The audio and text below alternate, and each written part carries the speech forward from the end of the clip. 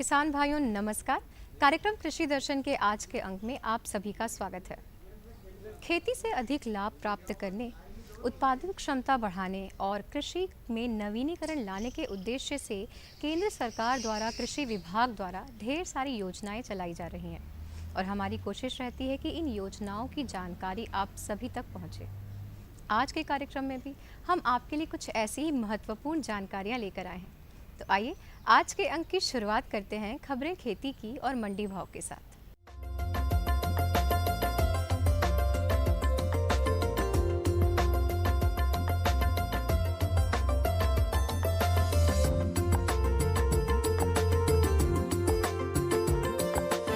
नमस्कार किसान भाइयों, खबरें खेती में आपका स्वागत है। आइए नजर डालते हैं आज की खास खबरों पर।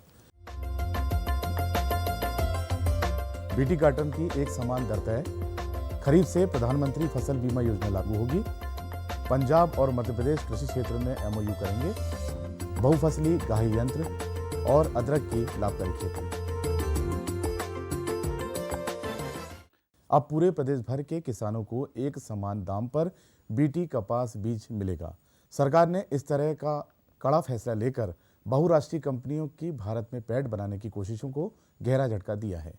केंद्र ने बीटी कॉटन बीज के एक समान दाम पर तय करने के निर्देश दिए हैं। इसके अलावा घरेलू बीज कंपनियों की ओर से मोनसेंटो को दी जाने वाली रॉयल्टी में भी 70% तक की भारी कटौती कर दी है। इसके तहत सरकार ने बीटी कॉटन के 450 ग्राम के पैकेट की कीमत पूरे देश भर में 800 रुपये तक तय कर दी गई है। अगले महीने से शुरू हो रहे कपास वर्ष के लिए यह कीमत लागू होगी।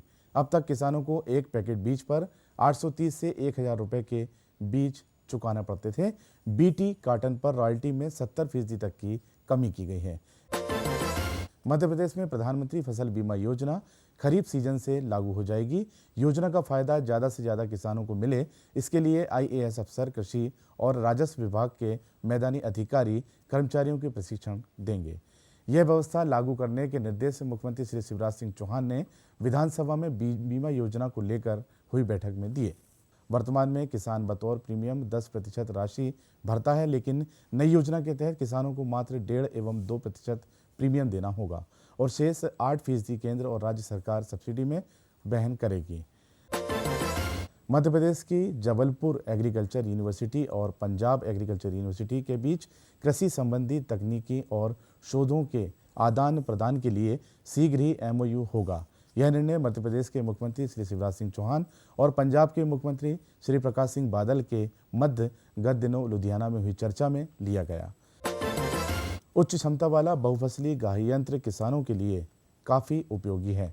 यह यंत्र बड़ी जोत वाले किसानों एवं व्यावसायिक उपयोगों को ध्यान में रखते हुए विकसित किया गया है। इस यंत्र से गेहूं, चना, मक्का, ज्वार, सोयाबीन एवं सूरजमुखी जैसी फसलों की गाही की जा सकती है। इसे 20 हार्स पावर की 3 फेस मोटर या 36 हार्स पावर के ट्रैक्टर पीटीओ द्वारा चलाया जा सकता है।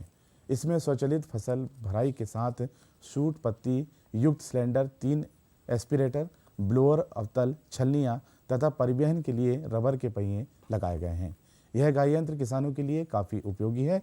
इस यंत्र से किसान अपनी फसलों की गाही के साथ साथ अन्य किसानों की फसलों की गाही कर अतिरिक्त मुनाफा कमा सकते हैं। किसान भाई अदरक की खेती से ज़्यादा मुनाफा कमा सकते हैं। अप्रैल मई में लगाई जाने वाली इस फसल को प्रोसेस कर ज़्यादा भाव लेना आसान हो जाता है। इसके लिए गहरी जुताई करें। 250 से 300 कुंटल प्रति हेक्टेयर की दर से पकी गोबर खाद डालें, जिसमें 20 किलोग्राम मिथाइल पैराथियन भी मिला दें, जिससे उपस्थित हानिकारक कीट का प्रकोप नहीं रहेगा। अदरक की किस्मों का चयन ज़रूरत के मुताबिक किया जा सकता है, जिसमें समस्तीपुर, बरुआ, सागर, चाइना, रियो डी जेनेरो आदि प्रमुख हैं। जिन्हें सौंठ बनाना है वे किसान नाडिया, कालीपट तथा कोची नामक किस्म का उपयोग कर सकते हैं। जहां तक खाद एवं उर्वरक का सवाल है तो 250 किलोग्राम यूरिया, 300 किलोग्राम फास्फोरस तथा 161 किलोग्राम पोटास की मात्रा प्रति हेक्टेयर देनी चाहिए। इसे लगाने के लिए 18 कुंटल प्रति हेक्टेयर की दर से बीज पर्याप्त होता है। तो किसान भाइयों, आप देखिए मंडी भाव और मुझे दीजिए आज्ञा। नमस्कार।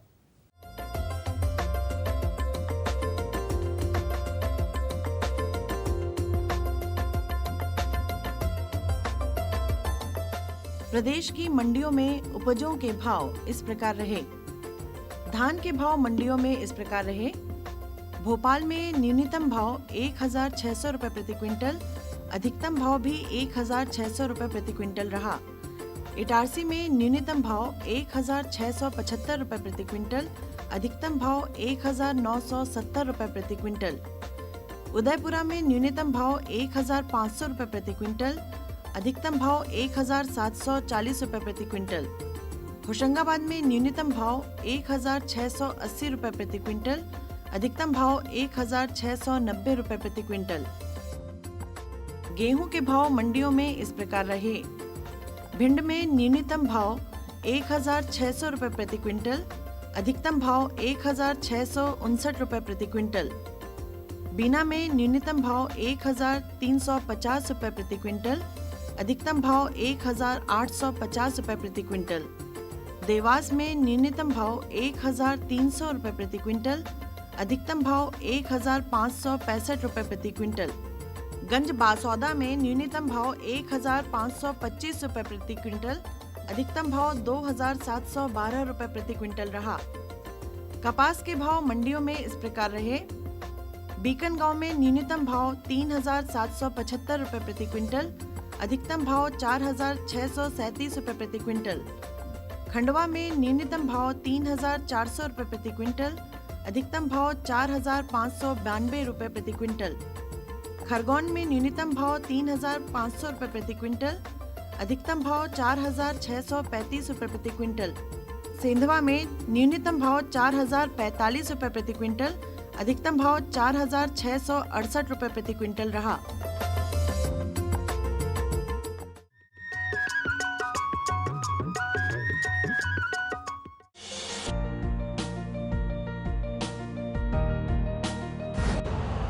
यूरिया का स्वदेशी उत्पादन 70 लाख टन बढ़ाने के लिए 6 उर्वरक संयंत्रों का उद्धार किया जा रहा है।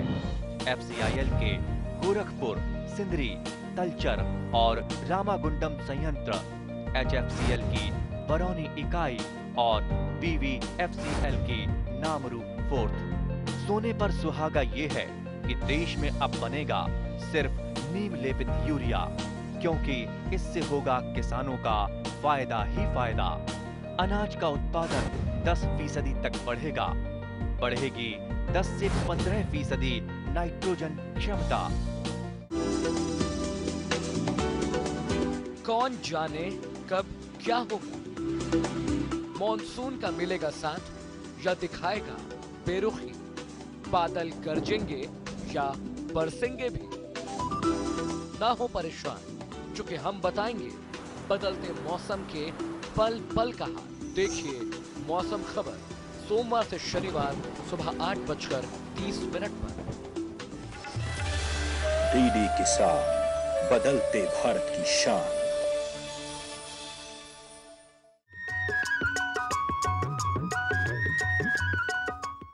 खेत हमारी धरोहर है और हमें इन्हें लंबे समय तक सहेज कर रखना है। वर्तमान में देखा जा रहा है कि मिट्टी की उर्वरा क्षमता दिन ब दिन घटती जा रही है। इसका एकमात्र उपाय ये है कि यदि हम मिट्टी परीक्षण करके इनमें उर्वरकों की मात्रा कितनी रखी जाए, किस प्रकार और कौन सी उर्वरक का प्रयोग अपनी मिट्टी में किया जाए, यदि हम ये जान लें तो हम इस समस्या का समाधान कर सकते हैं। तो आइए जानते हैं कि मृदा परीक्षण किस प्रकार किया जाए और इसकी आवश्यकता क्या है। हमें जानकारी देंगी सहायक प्राध्यापक शीला रघुवंशी जी। नमस्कार किसान भाइयों, आप देख रहे हैं कृषि दर्शन। आपके साथ मैं हूं दीपेश जैन। किसान भाइयों, जिस तरह से हम अपने शरीर का खास ख्याल रखते हैं ताकि हम स्वस्थ रहें, अपना विकास कर सकें, अपनी पूरी क्षमता के साथ अपने कार्य कर सकें, ऐसे में खेती किसानी में सबसे अहम तत्व होता है मिट्टी। लेकिन हम मिट्टी का क्या खास ख्याल रख पाते हैं?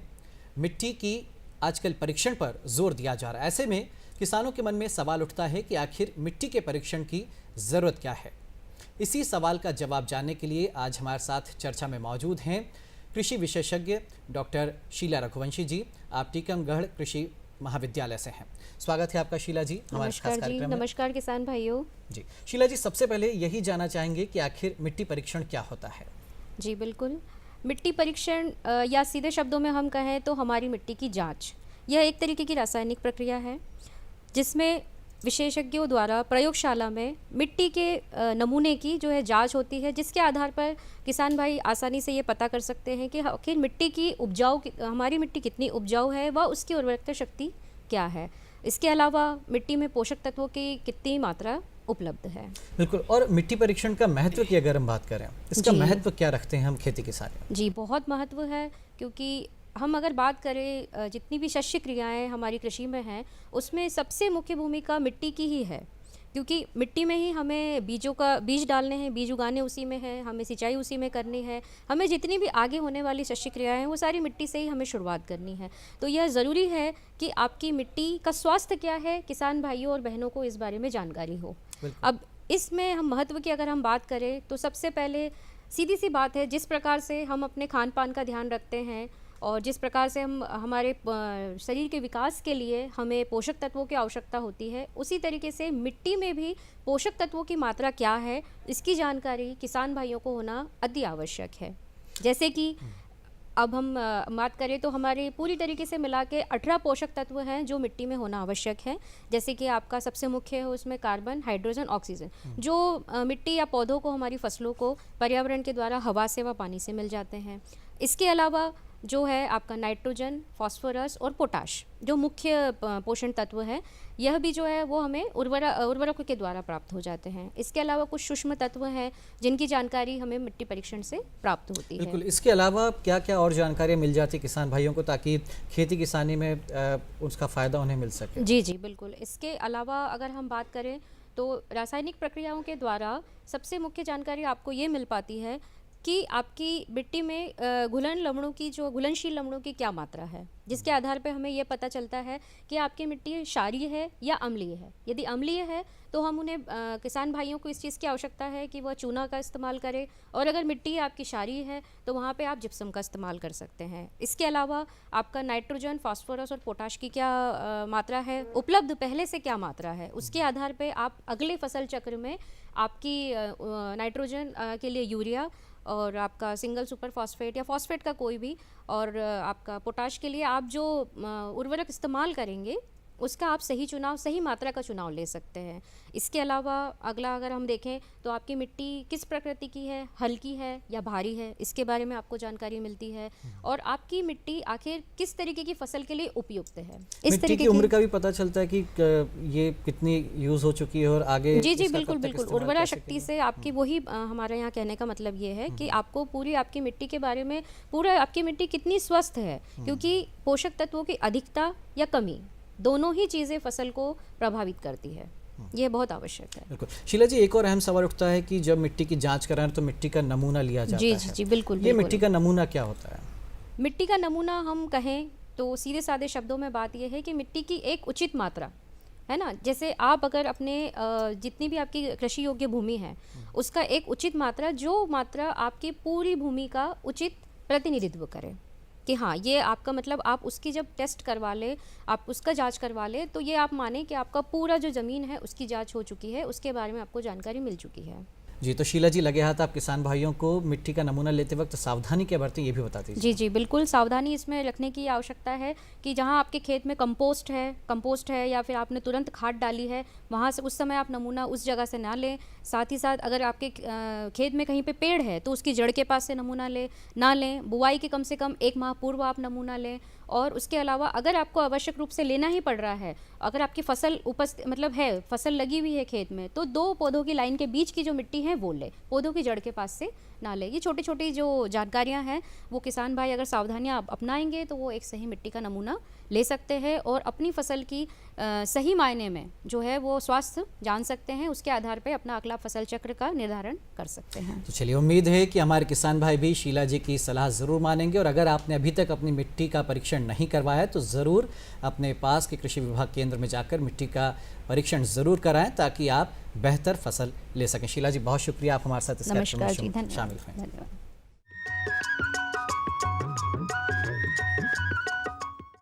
किसानों के हित में बड़ा कदम, प्रधानमंत्री कृषि सिंचाई योजना। हर खेत को पानी, प्रति बूंद अधिक उपज। सिंचाई के सही तरीकों और जल संरक्षण की नई तकनीकों के साथ बढ़ेगा जमीन का जल स्तर। जिला स्तर पर होंगी सिंचाई योजनाएं, असिंचित क्षेत्रों तक पानी पहुंचाकर बढ़ेगा उत्पादन। भारत सरकार की विशाल योजना प्रधानमंत्री कृषि सिंचाई योजना। क्या है फसलों का ताजा हाल, कैसे हो इनकी सही देखभाल, बीज और खाद की कैसे हो सही पहचान, जानिए विशेषज्ञों के साथ। देखिए खेत खलिहान, सोमवार से शुक्रवार सुबह 7 बजे। डीडी किसान, बदलते भारत की शान।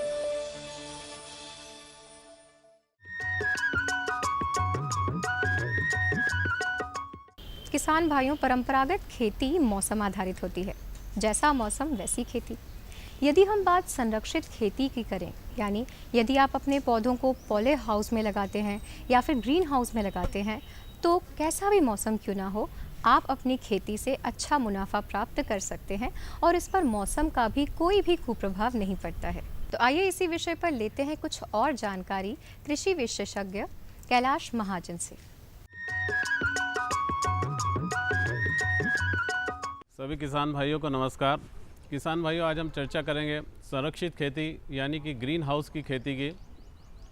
संरक्षित खेती जो फसल उत्पादन की एक ऐसी तकनीक है जिसके अंदर हम लोग वातावरण को सूक्ष्म, आंशिक या पूर्ण रूप से नियंत्रित कर अच्छी हम गुणवत्तापूर्वक फसल का उत्पादन ले सकते हैं। किसान भाइयों, संरक्षित खेती के अंतर्गत हम लोग वातावरण को नियंत्रित कर पौधों की अच्छी बढ़वार प्राप्त कर सकते हैं। संरक्षित खेती के अंतर्गत हम लोग विभिन्न प्रकार के ग्रीन हाउस, पॉली हाउस भी जिसे कहते हैं, फिर आपके शेड नेट या छायादार गृह तथा कीट अवरोधी हाउस, लो टनल हाउस तथा वॉक इन टनल इत्यादि का निर्माण हम लोग कर सकते हैं। अब संरक्षित खेती के यदि हम लाभों की बात करें तो इसके प्रमुख लाभ में सबसे पहला लाभ तो इसका यही है कि जो सीमित मात्रा में हमारे पास कृषि जोत आजकल उपलब्ध है, हमारी जो कृषि जोत है उसका आकार दिन प्रतिदिन छोटा होता जा रहा है, तो सीमित जोत से अधिक मात्रा में हम लोग गुणवत्तापूर्ण उत्पादन प्राप्त कर सकते हैं। दूसरा, जो हमारी फसलें हैं वो प्राकृतिक प्रकोप यानी कि मौसम की प्रतिकूलता से हमेशा से ख़राब होती रही है, अतः जो पॉली हाउस है उसमें हमें प्रतिकूल मौसम से निजात मिल जाती है, यानी कि हमारी जो फसलें ओले पाले या तेज़ धूप या तेज़ प्रकाश की ऊर्जा से ख़राब होती है तो उससे हम लोग बच सकते हैं। इसके अतिरिक्त ग्रीन हाउस की खेती में जो कीट रहते हैं या व्याधि रहते हैं उनका प्रकोप भी कम रहता है तथा इन पर नियंत्रण करना बहुत ही आसान होता है तथा जो फसल का उत्पादन होता है वह अधिक होता है और खुले वातावरण की अपेक्षा हमारी जो फसल है वो गुणवत्तापूर्ण हमें प्राप्त होती है।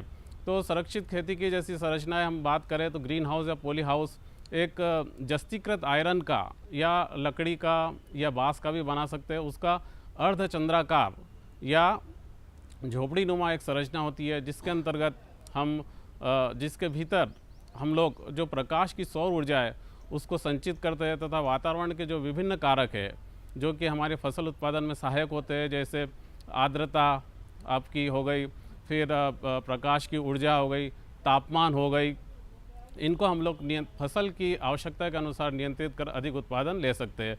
जैसे ठंड है तो ठंड में हम लोग अंदर जो प्रकाश की जो संचित ऊर्जा रहती है उससे तापमान बढ़ने से हमारा फसल उत्पादन अधिक होता है तथा गर्मी में हम लोग उसमें वेंटिलेशन की व्यवस्था करके जो अंदर का जो तापमान है ग्रीन हाउस का उसको हम लोग कम करके जो पौधों को ज़्यादा तापमान से बचा सकते हैं। अब हम लोग यदि स्थल चयन की बात करें यानी कि हमें जो ग्रीन हाउस है उसका निर्माण हम लोगों को कहाँ करना चाहिए, तो इसके लिए तो सबसे आवश्यक बात यह है कि जहाँ पर हम लोग ग्रीन हाउस बना रहे हैं वहाँ पर जो सामग्री है वो उसकी उपलब्धता हो। दूसरी बात, शहर के नज़दीक होना चाहिए, क्योंकि शहर के नज़दीक होने से हमारी जो उपज होगी उसके विक्रय करने में जो परिवहन लागत आती है वो हमें कम होगी। इसके अतिरिक्त थोड़ा ढलान वाली जो जगह वहाँ पर ग्रीन हाउस बनाना चाहिए।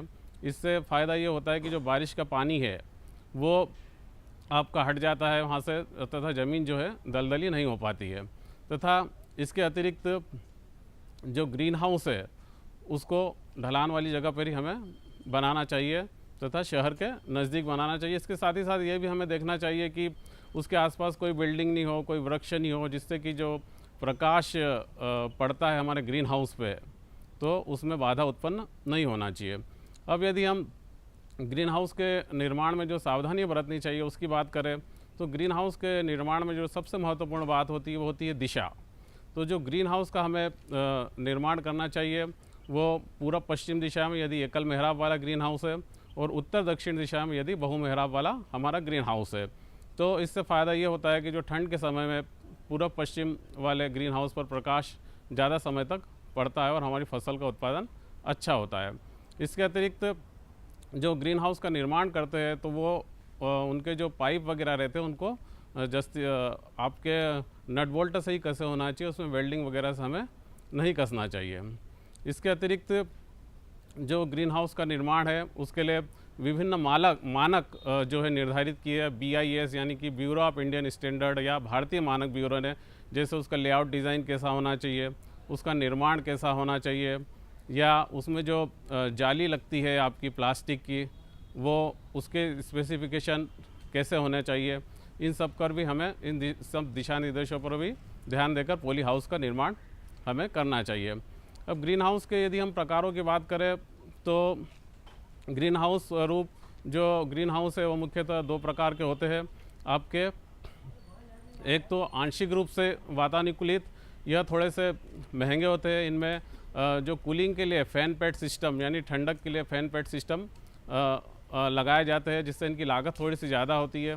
हालांकि जो किसान भाई सक्षम है वो इनका उपयोग कर सकते हैं। इसमें उच्च क्वालिटी की फसल जैसे कि हमारे स्लाइसिंग टोमेटो या बड़े टमाटर जिन्हें कहते हैं, या चेरी टमाटर या रंगीन शिमला मिर्च का हमारे किसान भाई उत्पादन ले सकते हैं।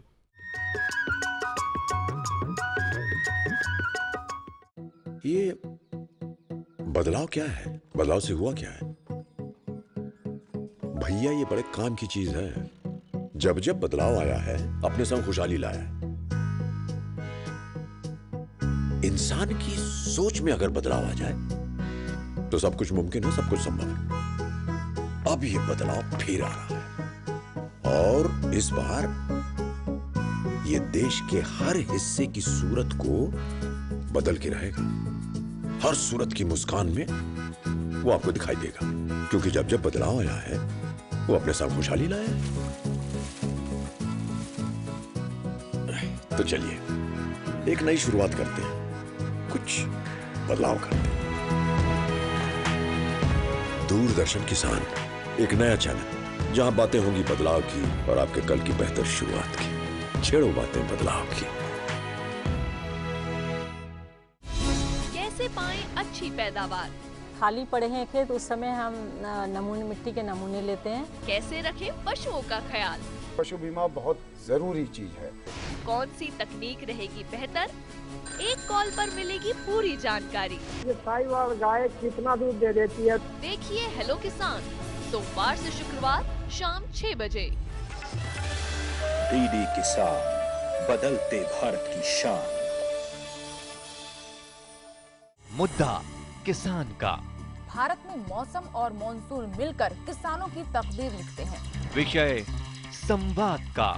कैपेसिटी नहीं है उसकी इतनी। मंथन विचारों का।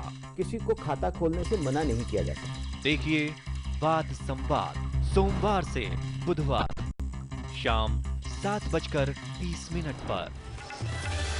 डीडी किसान, बदलते भारत की शान।